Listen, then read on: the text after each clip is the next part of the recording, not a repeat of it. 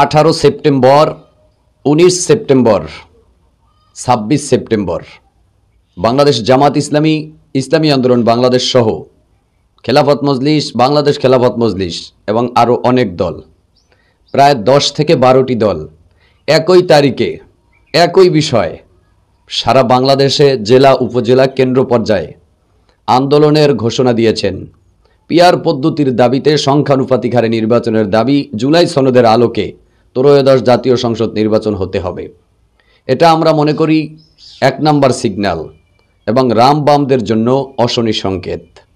এতদিনে আপনারা শুনেছেন যে তারা ঐক্যবদ্ধ হবে, কিন্তু ইতিমধ্যে আপনারা দেখতে পাচ্ছেন ঐক্যবদ্ধভাবে আন্দোলনের তারিখ ঘোষণা, একই তারিখে ঐক্যবদ্ধ আন্দোলন। এটা একটা কৌশল বলা যেতে পারে।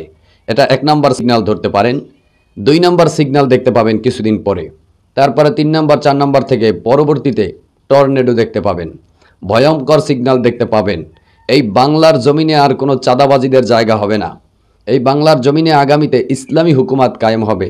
জালিকাল কিতাবুল লা রাইবা ফিহি, কোনো সন্দেহ নাই। সুতরাং ভয়ের কোনো কারণ নাই। কাজ করে যান, দাওয়াত দিয়ে যান, মানুষকে আদর্শ ওর মাধ্যমে, ভালোবাসার মাধ্যমে ইসলামের পথে দাওয়াত দিয়ে যান। আগামীর বাংলাদেশ যে ইসলামের বাংলাদেশ, এটা নিয়ে ভয়ের কোনো কারণ নাই। ইনশাল্লাহ আশা রাখতে পারেন, ভয় করার কোনো কারণ নাই।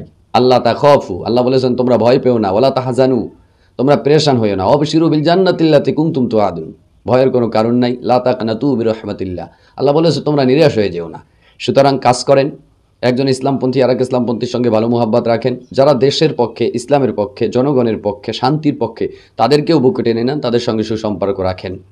ইনশাল্লাহ এই যে ঐক্যবদ্ধভাবে একটা একই তারিখে একই বিষয়ে ত্রয়োদশ জাতীয় সংসদ নির্বাচন দাবি করা পিআর পদ্ধতিতে জুলাই সনদের আলোকে, এইটা 1 নম্বর সিগন্যাল হিসাবে আপাতত ধরে সামনের দিকে অগ্রসর হওয়ার জন্য আহ্বান জানাচ্ছি।